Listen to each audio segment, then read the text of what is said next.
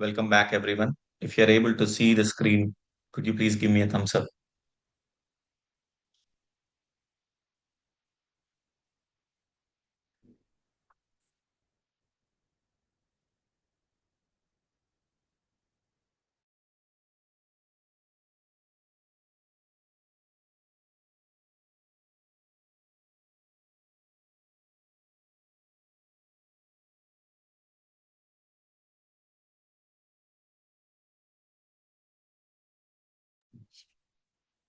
Thanks very much.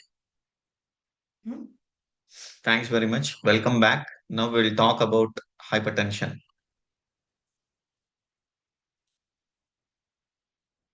Sorry, give me a minute. My phone's stuck.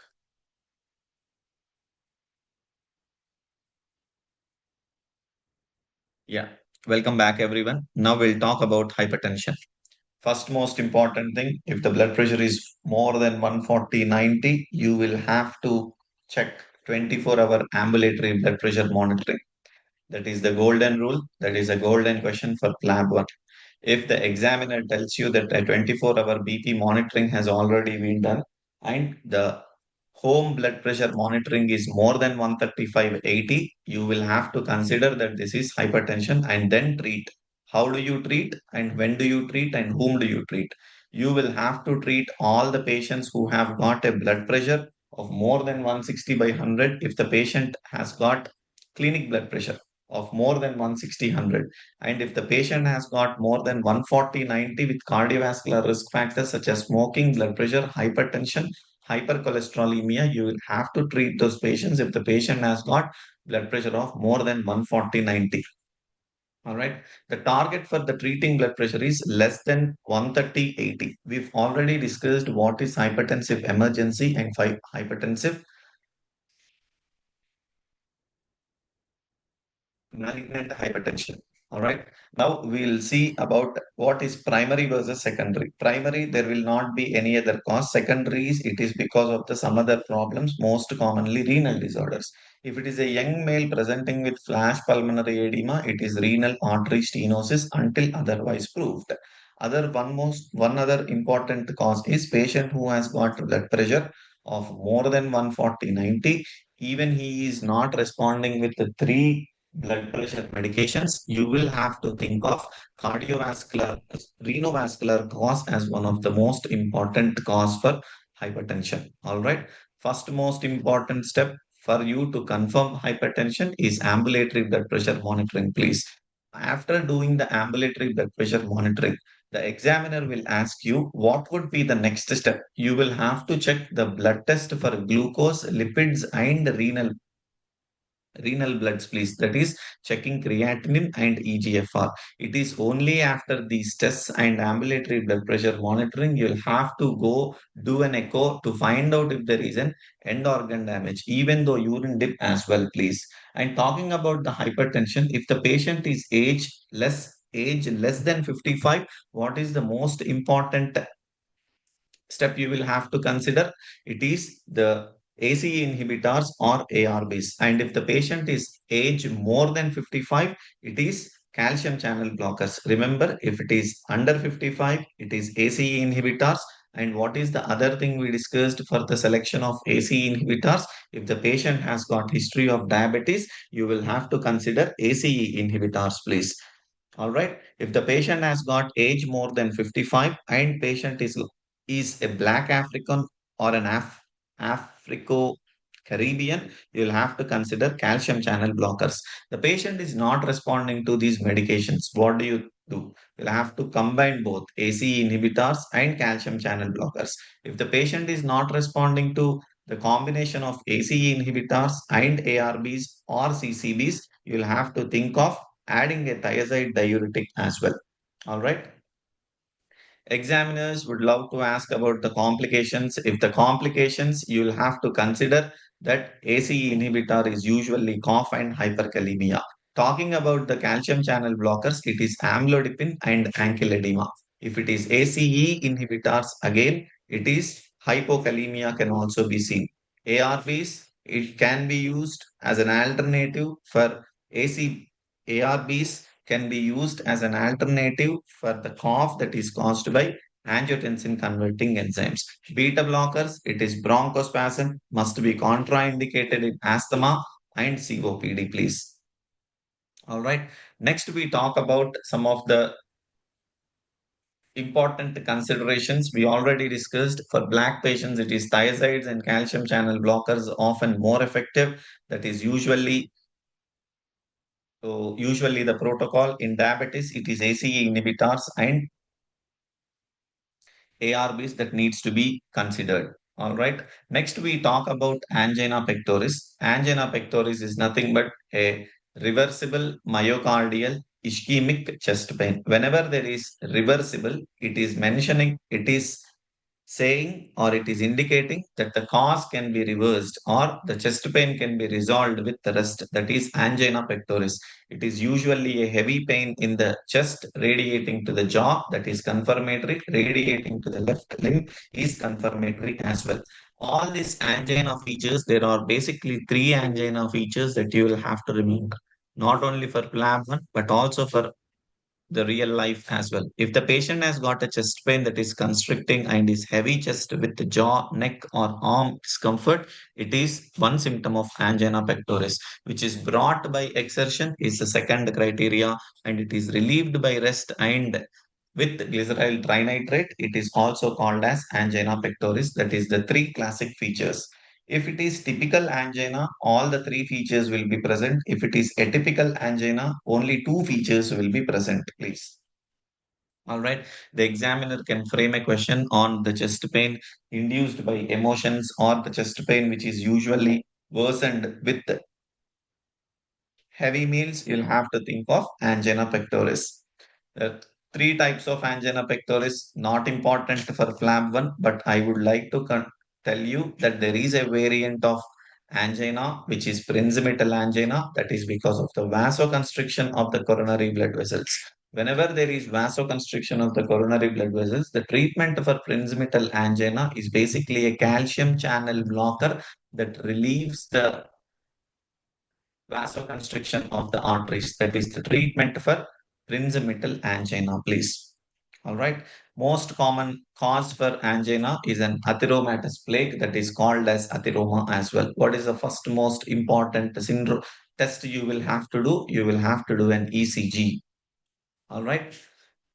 First most secondary prevention is you'll have to advise the patient to stop smoking, control hypertension, control diabetes, and advise good food. That is, eat lot of fruits and optimize the blood pressure. That is, blood pressure of less than 130, 140, and 70. All right. Immediate relief of symptoms is usually by a GTN spray or a sublingual tablets as well. Next, we talk about the medical therapy for angina. Imagine the heart is beating fast. Whenever there is heart that is beating fast, or whenever the heart is doing more work, the heart needs lot of blood, it worsens the angina. So make sure that the heartbeat is reduced or the work of the heart is reduced or the workload of the heart is reduced. That is why you do give beta blockers as the first most important thing. Whenever there is a beta blocker that is given, it causes bradycardia, it reduces tachycardia, level of the thereby decreasing the level of the heart rate, and then the work on the heart is reduced. That is why beta blockers are the first line. If beta blockers are contraindicated, calcium channels are given, calcium channel blockers are given. Please do remember, do not give beta blockers and calcium channel blockers together, because beta blockers reduce the function of SA node. Calcium channels also reduce the function of SA node, and then it causes severe bradycardia. How do you do a add-on therapy? If the patient has got a beta blocker that is given, then you go for a long-acting nitrates after giving a beta blocker. You can also give potassium channel blocker or a potassium channel activator, that is nicorandil and ivabradine and ranolazine. All right. Next, we talk about the important side effects of these medications. Nitrates are usually considered as the medications that can reduce the preload because the patient who is given nitrates, it causes vasodilation, and there will be lot of amount of the blood that will spooled up in the inferior vena cava. Whenever there are nitrates, it usually causes side effects. The most important side effect is because of the vasodilation. The vasodilation side effects are because of the vasodilation side effects causes headache, and patient is usually developing rapid tolerance. That is, the patient needs increased dose of nitrates if you use it constantly.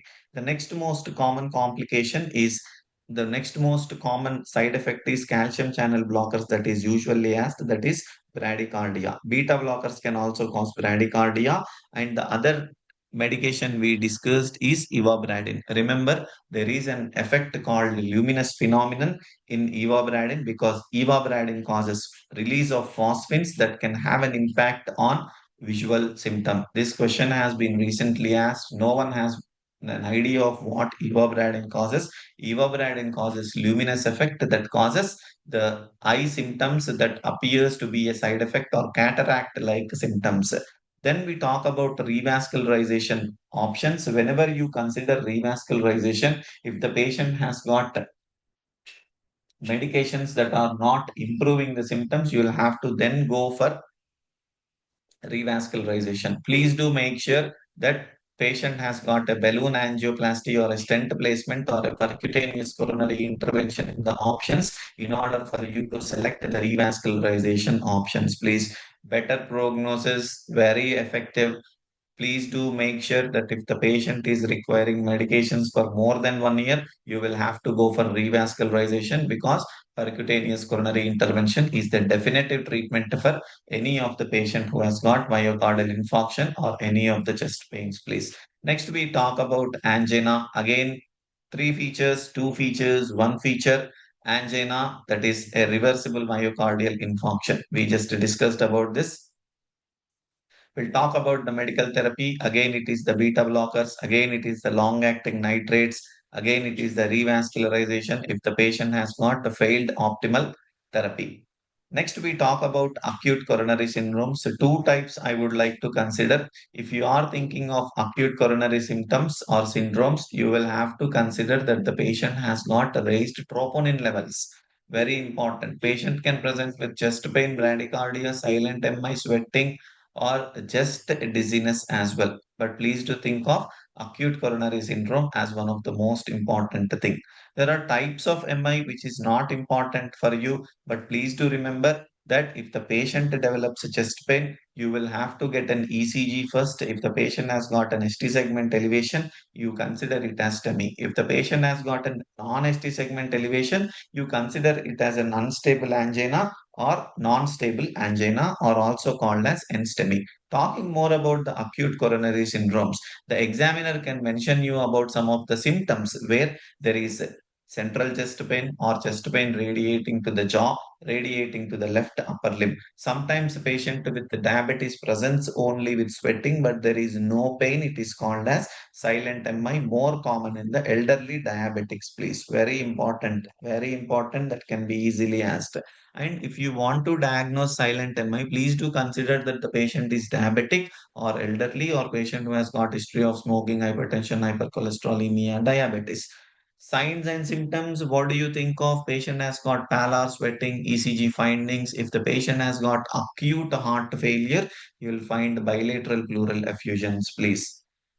All right, very important. Next, we talk about ECG changes. When we talk about the ECG changes, I would have to tell you that there is ST segment elevation in lead 2, 3, and AVF that is commonly seen in inferior myocardial infarction, please. Whenever there is inferior myocardial infarction, patient can present with bradycardia, and the percutaneous coronary intervention is the definitive treatment. That is why the examiner would like to test you the ECG segment elevation in lead 2, 3, and AVF that can cause inferior wall MI. Next question is anterior wall MI, where there can be ST segment elevation in lead V1 to V6, which can cause anterior wall MI. Examiners are not interested about anterior wall MI because the significant complication of anterior wall MI is basically the left ventricular aneurysmal formation. Whenever there is left ventricular aneurysmal formation, you'll have to understand that ST segment elevation will not be changed even after 6 months. That is, after 6 months, there can be persistent changes in the ECG. That is when you'll have to think of left ventricular aneurysms. If there are lateral wall MI changes, the ST segment elevation is usually seen in lead 1, AVL, V5, and V6. And the artery is usually left circumflex artery, as we have discussed. There can be differential diagnosis that can be asked if the patient is young patient, 19-year-old male patient, female patient. I want you to understand that that is cocaine poisoning with dilated pupils with hypertension. It is cocaine until otherwise proven, please. All right. Next, we talk about some other things for treatment of STEMI. How do you manage treatment of STEMI? It is morphine, oxygen, nitrogen, and aspirin. Why is morphine used? Is the common question by the students. It is because of the pain that needs to be done. You will be working as a doctor in NHS in the next 6 to 12 months. Please make sure that the patient is prioritized over anything else. First, most important thing, patient must not be in pain, and you'll have to remember this for your exams as well. If the patient is in pain, you'll have to give them a pain management medication. ACS management, that is why morphine is the most important thing. Oxygen, nitroglycerin, and aspirin needs to be given in patient for STEMI. Obviously, the gold standard treatment is percutaneous coronary intervention. If you are talking about the long-term management, it is aspirin 75 milligrams with ticagrelor or clopidogrel for more than 12 months. It is now the ticagrelor that is usually given, not clopidogrel, please. Make sure that the PPI needs to be given, that is proton pump inhibitors are usually given for gastric protection. All right. Next, we talk about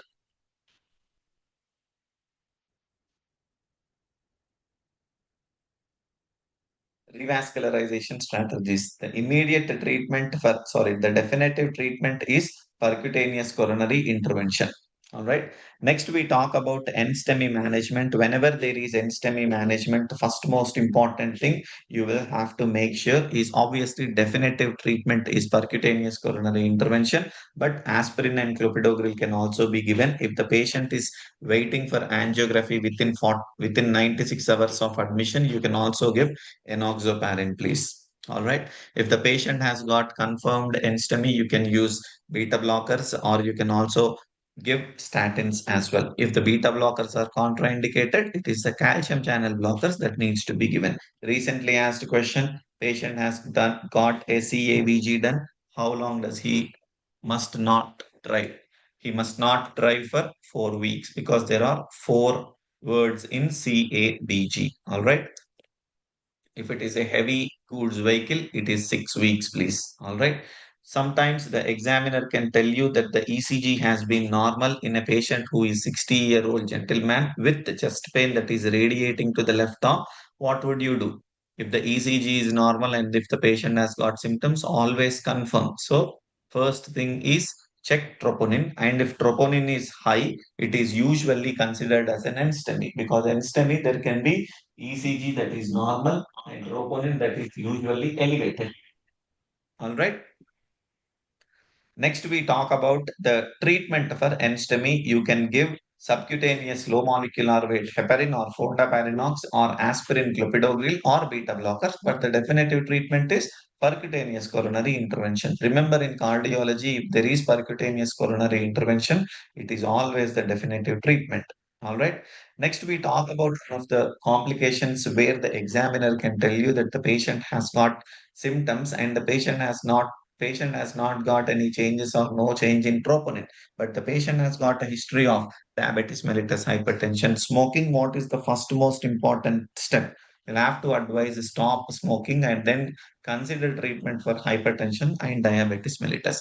What are the complications of myocardial infarction? Whenever there is myocardial infarction, it is inferior myocardial infarction that causes bradycardia. It is usually the anterior myocardial infarction that causes left ventricular aneurysms. What is the complication of left ventricular aneurysms? It can form thrombi, and these thrombi can be dislodged anywhere. That is the most important thing. Next, we talk about the AV blocks that can be caused. First degree AV block, it is usually the PR interval. It is usually AV block, that is the first degree AV block, the raised PR interval. Whenever you find raised AV blocks or raised PR interval, it is usually the treatment is do not do anything.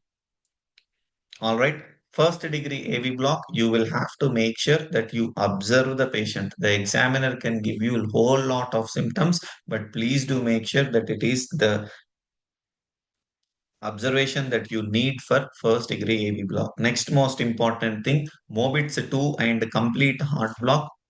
Just go for pacemaker insertion. That is the most important point here. And the examiner can also ask you what is the most important complication that has been worsened by electrolyte abnormalities in a patient who has got uh, myocardial infarction. It is the hypokalemia, it is the dehydration, it is metabolic abnormalities, it is the loss of oxygen or lack of oxygen that causes worsening of complications. All right. Next, I also want you to understand that patient who has got first degree AV block, there will be prolonged PR interval of more than 200 milliseconds and there will not be any treatment that is required. Next thing is second degree AV block. It is usually the PR interval that is usually progressive and then there will be a missed PR interval that is usually missed and the RR interval is variable, that is the second degree AV block. And this, if you got a second degree AV block or Mobitz type 1 AV block, if the patient has got complications such as low heart rate, that is bradycardia, and low blood pressure, that is hypotension, you will have to treat it with atropine, please.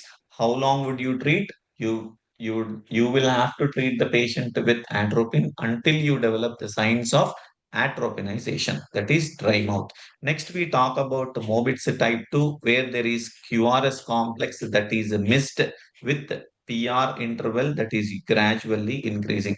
You will have to treat it with pacemaker that needs to be done. All right. Usually there are dropped beats in Mobitz type 2. Coming back to the third degree AV block, where there is an AV block in between the atria and ventricles. So the ventricles and the atria will be beating irrespective of each other. That is when you think of AV conduction block. Most importantly, it is the myocardial infarction that is the cause for third degree AV block. First most important treatment for the third degree AV block is treatment with atropine. And the definitive treatment for AV blocks is pacemaker, please. All right. Next, we talk about some of the some of the complications of myocardial infarction. There can be pericarditis that is usually seen. It is called as Dressler's syndrome, commonly seen in an autoimmune patients with 1 to 3 weeks of posterior MI. Very important, please. All right. Next, we talk about arrhythmias. All right. We'll take 2 minutes break and then we'll continue.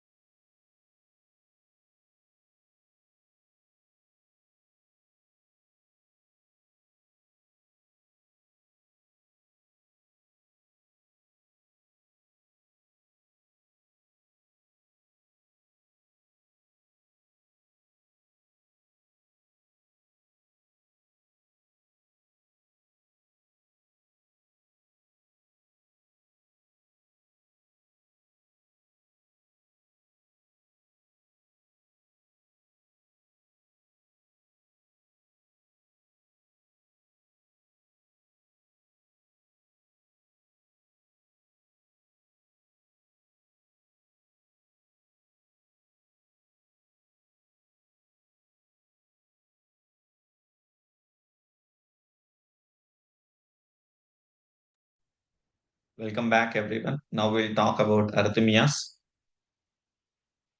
Someone's asking me to slow down. All right, I'll just discuss some of the most important points for PLAB1. All right. First, most important thing, anything which is outside the normal range, if it is not regular, if it is less than 60, if it is more than 100, it is considered as arrhythmia. First, most important common thing is narrow complex tachycardia. Whenever there is narrow complex tachycardia, it is the supraventricular tachycardia that the examiner can ask you. Supraventricular tachycardia treatment is if the patient is hemodynamically unstable. How do you identify hemodynamically unstable patient? If the blood pressure is less than 80 or less, systolic blood pressure is less than 90, you will have to do electrical cardioversion. That's the golden point you'll have to takeaway. Next, we talk about hemodynamically stable patient. If the patient has got hemodynamic stability, then the treatment is Valsalva maneuvers or carotid massage. Please do remember that adenosine 6 milligrams rapid IV bolus needs to be given after Valsalva maneuver or carotid massage. Then, if the patient is not responding to adenosine, it is usually repeat another dose of adenosine 12 milligrams, and then if it is not responding, Canteen will just again give you we one do fish. cardiovascular electrical cardioversion that needs to be done in patients with supraventricular tachycardia, which comes in narrow complex tachycardias. All right. Next, we talk about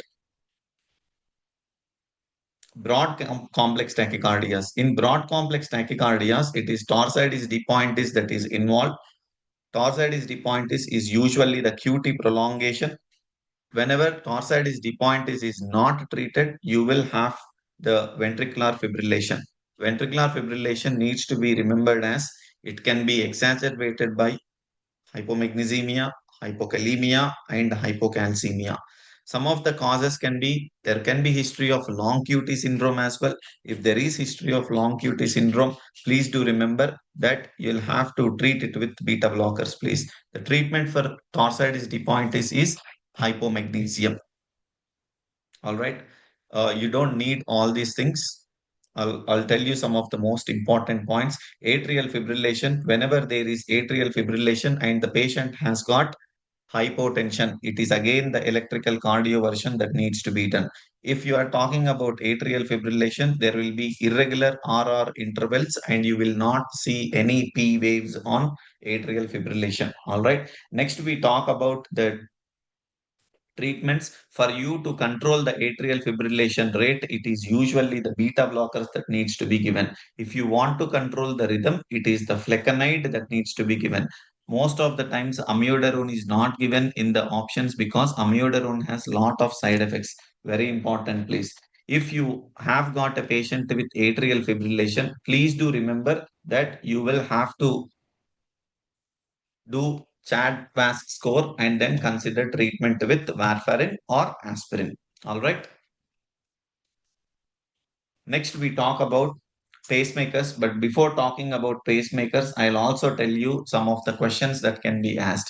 The examiner can tell you about a 54-year-old female patient or a male patient who is basically brought in with palpitations. And now you find that the patient has got hypotension. What is the first most important thing you'll have to do? You'll have to make sure that an ECG needs to be done. And on the ECG, if the patient has got a atrial fibrillation, you will have to make sure that DC cardioversion needs to be done, please. And if the patient is also confused, if the patient has got chest pain, you will have to make sure that DC cardioversion needs to be done. Then we talk about atrial flutter. Whenever there is atrial flutter, there will be identical back to back P waves and the sawtooth pattern will be seen on ECG. If there is sawtooth pattern seen on ECG, if the patient has got hypotension, you will have to go ahead with immediate DC cardioversion because the treatment for atrial flutter and atrial fibrillation is same, but it is only the ECG findings that do vary. In atrial flutter, it is the P waves that are usually seen, and in atrial fibrillation, there will not be any characteristic P waves. Next, we talk about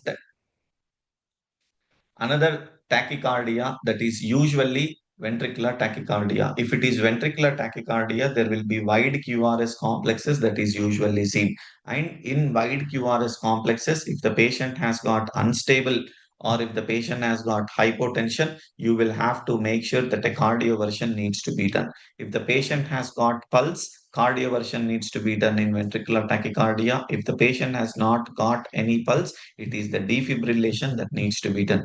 Ventricular tachycardia, usually beta blockers are given, calcium channel blockers are also given for ventricular tachycardia. Next, we talk about ventricular fibrillation. Whenever there is ventricular fibrillation, it is usually QRS complexes are not identified. Remember, ventricular, it is same as atrial fibrillation where P waves are not found on ECG. Ventricular fibrillation, it is Q waves that are not found on ECG. What is the treatment? Whenever there is a treatment, you will have to make sure that an immediate defibrillation needs to be done in patients with ventricular fibrillation. All right. The examiner can ask you some of the questions based on identification of pulse and identification of blood pressure. If the patient has got ventricular fibrillation and there is no pulse, you just cardiovert, please. Sorry, you just defibrillate, please. If the patient has got a pulse and if the patient has got blood pressure of 80, 60, you will have to cardiovert these patients. All right. Next, another type of arrhythmia the examiner can ask you is Wolff-Parkinson-White syndrome. Wolff-Parkinson-White syndrome, usually the ECG shows that there is prolonged QRS and there can be shortened PR interval. That is the only thing where you get shortened PR interval. Shortened PR interval is usually seen in patients with Wolff-Parkinson-White syndrome. Next, we talk about pacemakers. I want you to understand that whenever there is pacemakers done, you will find on the chest X-ray there can be development of pneumothorax after the pacemakers that is usually done because pneumothorax associated with pacemaker is a complication that is usually asked in PLAB. All right, congenital conditions, Brugada syndrome.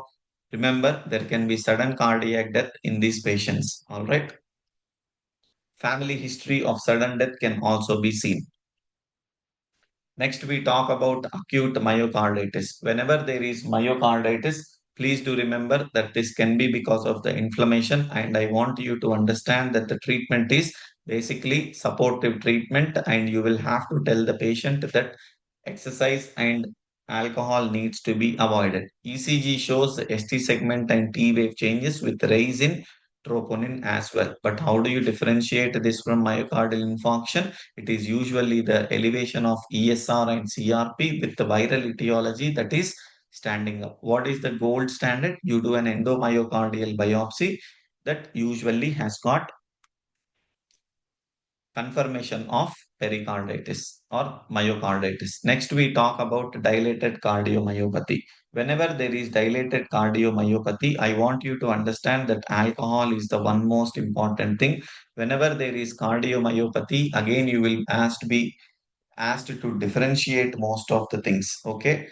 Dilated cardiomyopathy, alcohol is one most important thing. Viral myocarditis is one most important thing. Medications, if we talk about patient who has got history of cancer, has got doxorubicin. Talking about another type of cardiomyopathy, that is hypertrophic cardiomyopathy. It is usually family history of cardiomyopathy where there is autosomal dominant mutations as well. Restrictive cardiomyopathy, it is usually amyloidosis and sarcoid and post-radiation fibrosis where you will find the restrictive cardiomyopathy. Examiners can ask you the different types of functional abnormalities that is usually seen. In dilated cardiomyopathy, it is the systolic function or systolic failure, and in hypertrophic cardiomyopathy it is diastolic failure, and in restrictive cardiomyopathy it is again the diastolic failure. The treatment for dilated cardiomyopathy is usually the fluid accumulates, so you'll have to treat it with diuretics and ACE inhibitors. If it is hypertrophic cardiomyopathy, there is no fluid accumulation, so no treatment of diuretics, no treatment with diuretics. It is usually the beta blockers or calcium channel blockers that needs to be given. And in restrictive cardiomyopathy, again, there can be fluid accumulation with the right-sided symptoms such as edema and ascites, indicative of right-sided heart failure. So treatment with diuretics needs to be given, please. All right. We will see. So we've covered most of the things.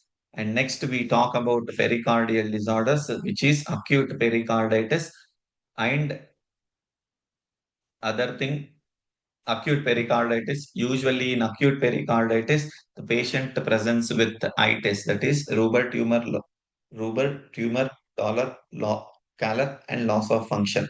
There can be sharp pain that is arising from the chest. There can be sharp pain that is indicative of pericarditis. Usually there will be history of viral involvement, and there can also be pleural rub or pericarditis rub that is usually seen in viral infections. ECG, when you do it, it is usually saddle shaped ST segment elevation.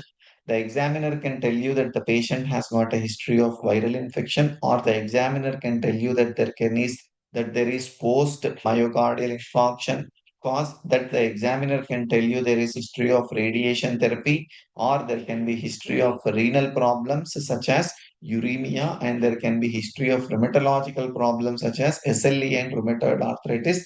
That is when you'll have to think of acute pericarditis if the patient has got pleuritic chest pain. What is pleuritic chest pain? When you ask the patient to take deep breaths in, you will get pain in the center of the chest. All right.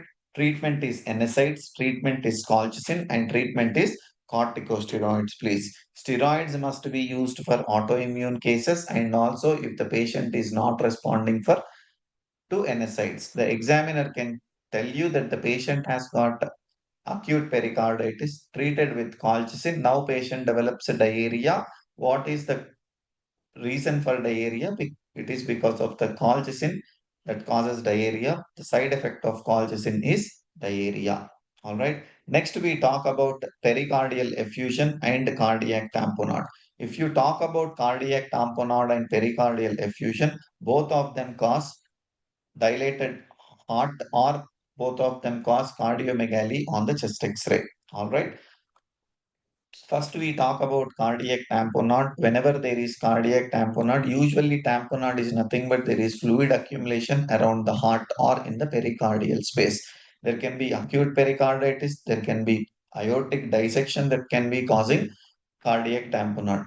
Intelligently, the examiner can frame some questions saying that the patient has been brought into the hospital after a road traffic accident, and now you find that the patient has got a globular heart on the chest X-ray, which indicates that there is cardiac tamponade that the patient has developed. So you will find in the question there is a triad which mentions low blood pressure, that is hypotension, muffled heart sounds, and raised JVP. If there is this triad, that is Beck's triad, it is cardiac tamponade until otherwise proved. And how do you diagnose the patient? It is by doing an echocardiography. If you are doing an echocardiography, you will have to make sure that an emergency pericardiocentesis needs to be done. And sometimes there is also a statement in the question mentioning that there is more than 10 mmHg drop in the systolic blood pressure that is usually seen, and that is also called as paradoxical pulse, please. All right, that is characteristic of cardiac tamponade. Treatment for cardiac tamponade is pericardiocentesis. If the patient is in shock, you will have to supplement IV fluids, please. Next most important thing is constrictive pericarditis. Whenever there is constrictive pericarditis, it is usually associated with the restriction of the heart to expand. So the patient can present with right heart failure because most of the blood will be pooled up. That is why patient usually presents with ascites, patient usually presents with edema, patient usually presents with hepatomegaly, suggestive of right heart failure. How do you treat these patients? It is restrictive cardiomyopathy because there can be restriction with the pericardium. That is why you will have to do a surgical pericardiectomy, please. All right. Next, we talk about you don't need about the poor prognostic factors or anything else. Next, we talk about heart failure, please. first most important thing about heart failure is if the patient has got Ima, could you please not draw anything on the PowerPoint presentations, please? Thanks. We'll talk about heart failure in 2 minutes, please.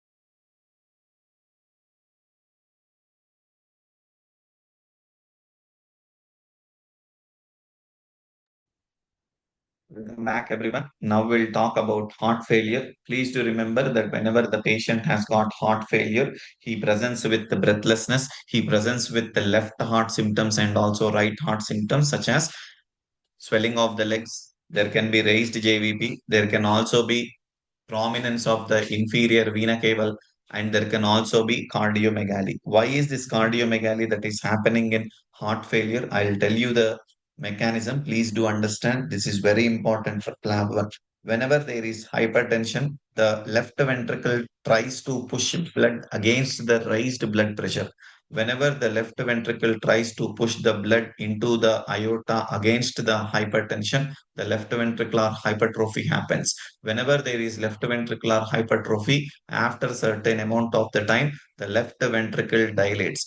Whenever the left ventricle dilates, it gives up. That is when the heart failure happens. Okay. Whenever the left ventricle gives up, blood is all pulled up in the left ventricle. This pulled up blood is transmitted to the left atrium. The left atrium blood is transmitted to the pulmonary veins, thereby into the lungs, thereby causing the pulmonary edema. Remember, the pulmonary artery, pulmonary veins are also involved, thereby transmitting the pressure to the right ventricle. The right ventricle pressure involves the right ventricle blood is transmitted to the right atrium, thereby the inferior vena cava and the superior vena cava as well. That is when you will have to understand the whole heart is failed. That is the most important cause of the right heart failure is left heart failure. With this knowledge, we will talk about heart failure. The heart failure symptoms are breathlessness. They can present with the raised JVP. They can present with the leg edema. They can present with the bilateral pleural effusions, and there can also be enlarged heart as well. Most importantly, it is the left heart failure that is important for you. Left heart failure usually caused by the valvular heart disease. There can be myocardial infarction as well, please. All right. If you want heart failure to be considered, it is usually the ejection fraction that is less than 40. Obviously, we know that the presentation is leg edema, the patient is got breathlessness because of the pleural effusions and pulmonary edema. There is so much of fluid that is accumulating. That is why you will have to give diuretics as the most important thing. What diuretic do you usually give? It is the furosemide. Whenever the patient has got diabetes mellitus, it is the ACE inhibitors that you will have to give. It is the beta blockers that you will have to give to reduce the work on the heart. That is the most important thing. All right. After starting the patient with the ACE inhibitors, after the furosemide, after beta blockers, the examiner can ask you what is the another medication that you start. It is the spironolactone that we usually start for the patient's place. All right. Now we will talk about some of the things for heart failure, that is pulmonary edema. I actually explained you what pulmonary edema is. Whenever there is pulmonary edema, I want you to understand that if there is pulmonary edema, there is increase in the hydrostatic pressure in the pulmonary vessels. The vessels, because of the increased pulmonary hydrostatic pressure, the fluid is moved into the parenchyma of the lung, causing the pulmonary edema. This pulmonary edema, whenever the patient develops a pulmonary edema, the patient happens to be developing sudden onset of breathlessness. The patient can cause, it can cause orthopnea, that is, the patient is not able to lie flat, and the patient can also have tachycardia with bilateral lower zone pulmonary shadows on the chest X-ray. That is what you will have to think of.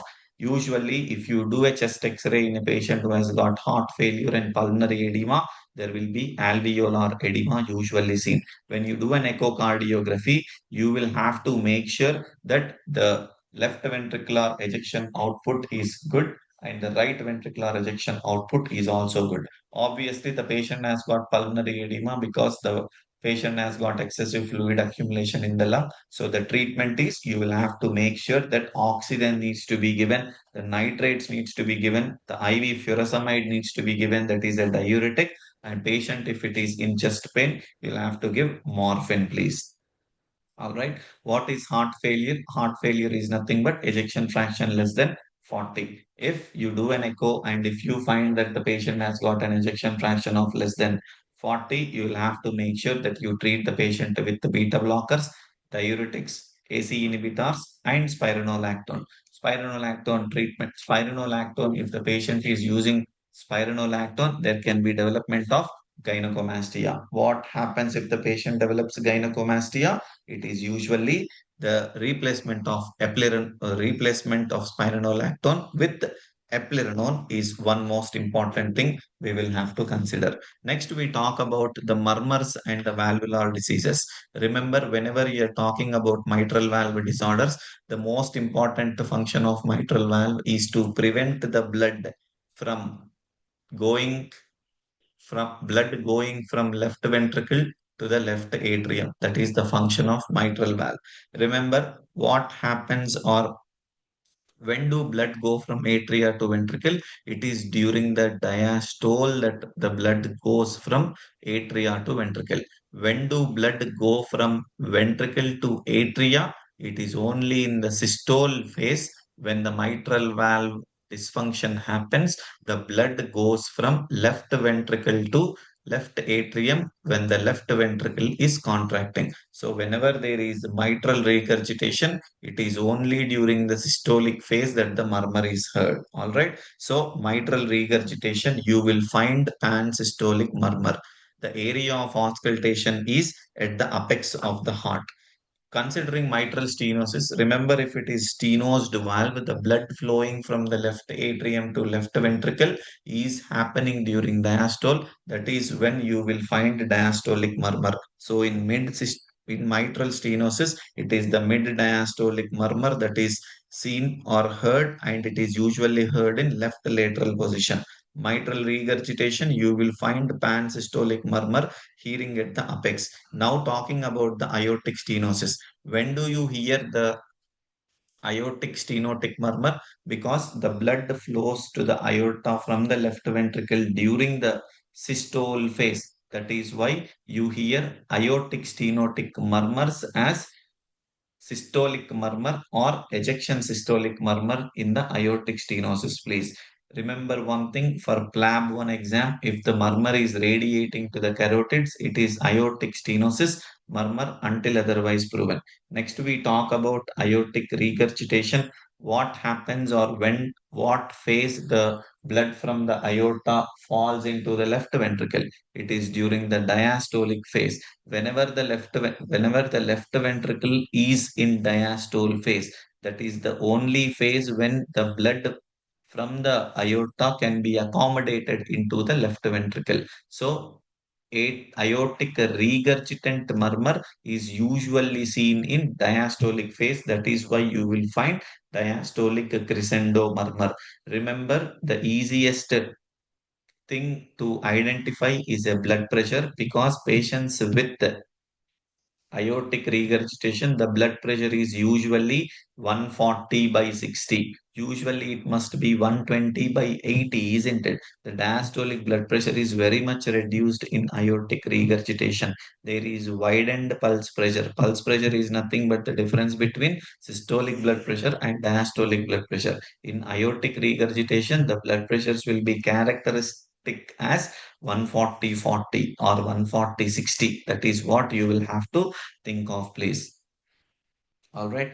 Next, we talk about this. This is a murmur that is usually seen. Talking about other murmurs, if it is a PDA murmur or if it is a patent ductus arteriosus murmur, it is a continuous machinery murmur that is usually seen. All right. Next, we talk about some of the valvular lesions, please. All right. I'll tell you quickly about how to identify mitral valve disorders. Usually, papillary muscle rupture after a myocardial infarction. You will have to think of mitral regurgitation. If the patient has got a sudden onset murmur, that is mitral regurgitation murmur. Sometimes the patient with the left ventricular dilation, whenever there is left ventricular dilation that is happening, the left ventricle dilates and there will also be a gap in the mitral valve. That is when the mitral regurgitation murmur develops. Remember, whenever there is a mitral regurgitation murmur that is developing with the left ventricular dilation, it is a functional murmur that is happening. So please do think of mitral regurgitation, please. Next, we talk about mitral valve prolapse. Whenever there is mitral valve prolapse, you will hear mid-systolic click. Next, mitral stenosis. It is the rheumatic fever that causes mitral stenosis. It is the mid-diastolic murmur that is usually heard in mitral stenosis. Next, we talk about aortic stenosis. In the aortic stenosis, it is usually seen in elderly because of the calcification. So there can be systolic ejection murmur in aortic stenosis, please. Next, we talk about aortic regurgitation. Whenever there is aortic regurgitation, it is again a young patient or patient who is got Marfan syndrome. There can be aortic root dilatation in syphilis as well. That is when you will have to think of a diastolic murmur in aortic regurgitation. Next, we talk about the right heart valve problems, tricuspid regurgitation. Again, the right ventricle moves blood from the to the right atrium in systolic phase. That is when you will hear systolic murmur in tricuspid regurgitation. Tricuspid stenosis, again, it is a diastolic murmur that is usually seen. Pulmonary regurgitation is important for PLAB1. Remember, whenever there is a pulmonary regurgitation murmur, it is usually a diastolic murmur in the left upper sternal border, please. All right. These are the most important things that you will have to remember. Cardiac surgery will not be asked, but I want you to understand there can be heart valve replacements. Whenever there is heart valve replacements, usually heart valve replacements can be done in congenital heart disease and also stenotic heart disease. Heart valves, if it is a mechanical valve, patient must be on warfarin. If the patient is on warfarin, you will have to make sure that the INR is measured. All right. The famous question the examiner can ask you is patient has got a valve replacement, patient now presents with shortness of breath. There is schistocytes on the peripheral blood smear that indicates that there is mechanical hemolysis that is going on, please. Patient can have icterus, patient can have cystocytes on the peripheral smear. That is when you'll have to think of mechanical hemolysis that's been going on. Before talking about infective endocarditis, I will also talk about congenital heart disease, please. All right. When we talk about the congenital heart disease, I want you to understand that the examiner can talk to you about cyanotic heart disease and also acyanotic heart disease. Cyanotic heart diseases are usually tricuspid atresia, transposition of great arteries, and tetralogy of Fallot. Transposition of great arteries, there will be pulmonary artery that is arising from the left ventricle. So all the oxygenated blood is gone into the left ventricle to the pulmonary artery, and there can be aorta that is usually associated with the right ventricle. The right ventricle blood goes into the aorta. This is transposition of great arteries. All right. Tricuspid atresia, there is no tricuspid valve that is present. In order for them to survive, there must be patent PDA, that is patent ductus arteriosus. Next, we talk about another cyanotic heart disease, which is usually important. It is tetralogy of Fallot. In tetralogy of Fallot, it is usually the four important elements that are seen: pulmonary stenosis, right ventricular hypertrophy, overriding of the aorta, and ventricular septal defect that is usually seen. All right. Next, we talk about the other cyanotic heart diseases such as total anomalous pulmonary venous congestion, where there is pulmonary vein that drains into the right heart. Next, Epstein anomaly. It is because of the atrialization of the right ventricle that happens. All right. Next, persistent truncus arteriosus, where there is failure of truncus arteriosus that is not forming the aorta in the pulmonary trunk. These are all the cyanotic heart disorders, please. Next, we talk about congenital heart diseases, which are acyanotic, that is ventricular septal defect, which is usually associated with pansystolic murmur, and atrial septal defect. It is usually associated with the fixed split of the second heart sound. Coactation of aorta, it is usually associated with the Turner syndrome, and hypertension can be seen in this patient, and patent ductus arteriosus, which is usually seen as a continuous machinery murmur in the left infrascapular region, please. All right. Next, we talk about infective endocarditis. I'll give you a 2 minute break and then we'll start infective endocarditis.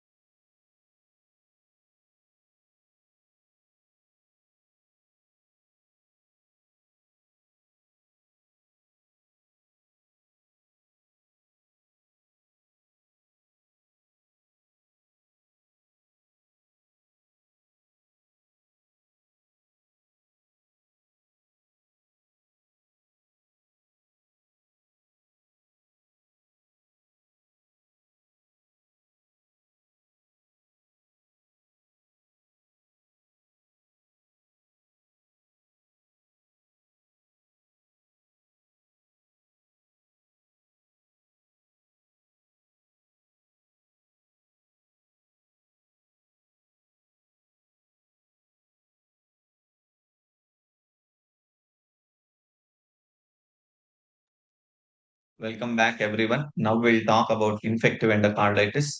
Infective endocarditis for PLAB1. If you think that the patient has got fever with the murmur, it is infective endocarditis until otherwise proved, please.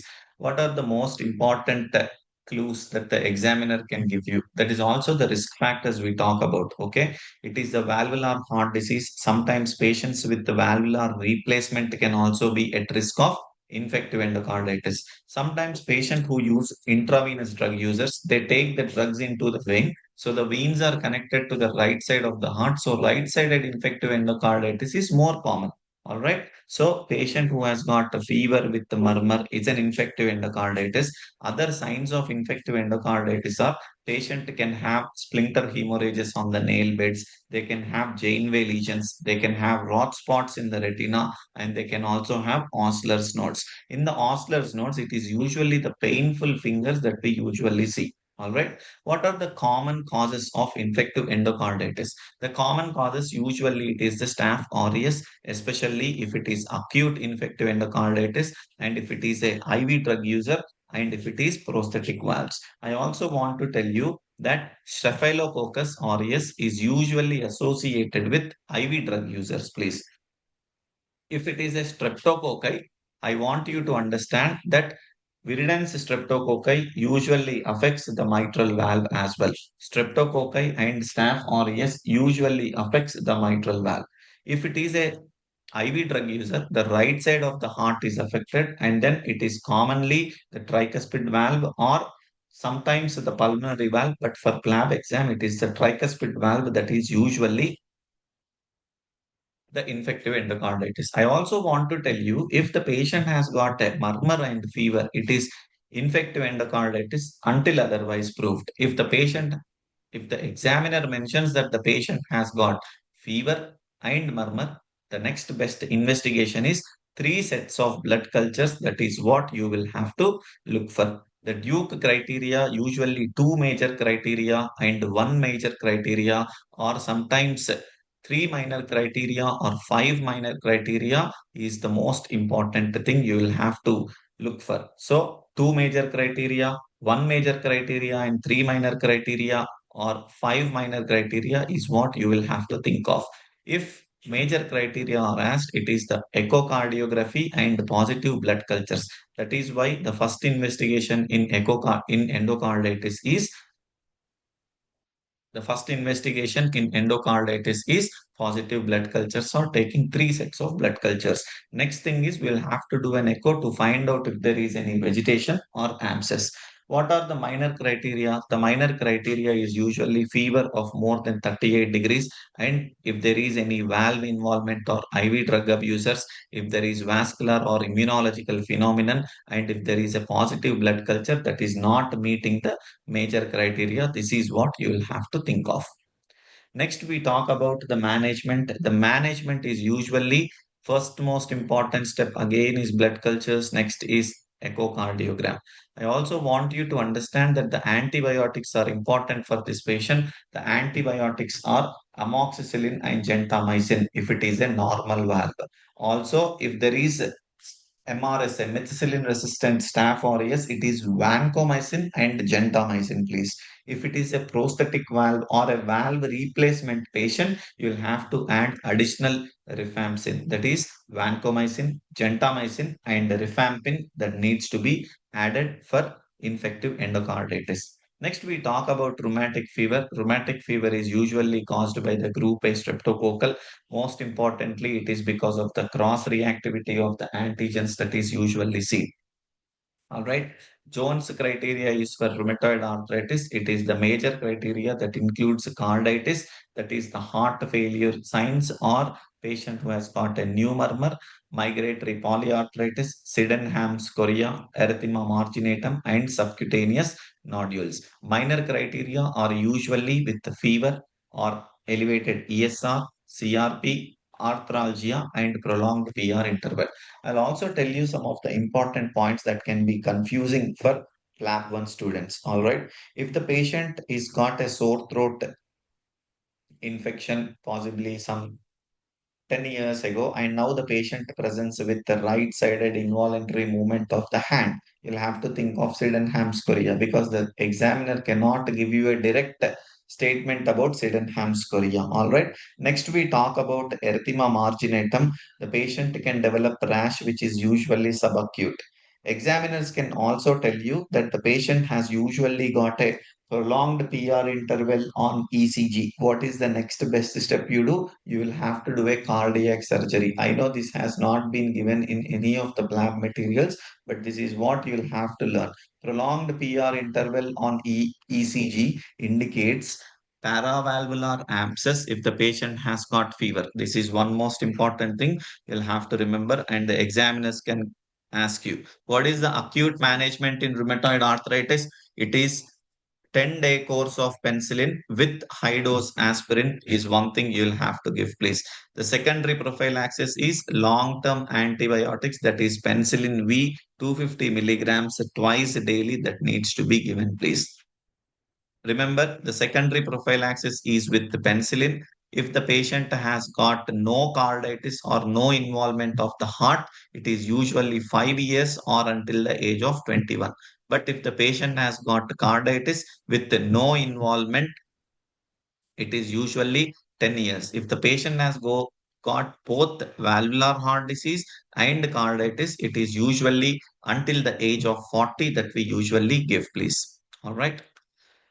Next, adult congenital heart disease, ASD and VSD. I will just remember that ASD, there is a fixed split. We already discussed ventricular septal defect. It is murmur that is usually seen. Bicuspid aortic valve, it is aortic stenosis that is usually seen.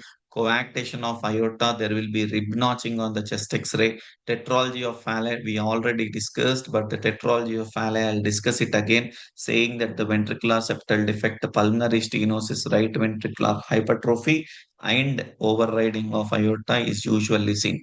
Infants usually present with cyanosis and TET spells. Adults usually late symptoms with dyspnea, palpitations, and right ventricular failure is usually seen.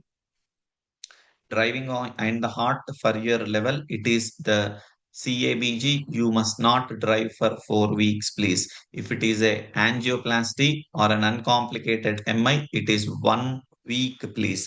If the patient has got a left ventricular ejection fraction of less than 40, it is 1 month. That is one thing I will have to remember if I'm going for this thing. Thank you very much for attending. I will see you after 20 minutes with another session. We will then discuss another topic. Thank you very much for attending.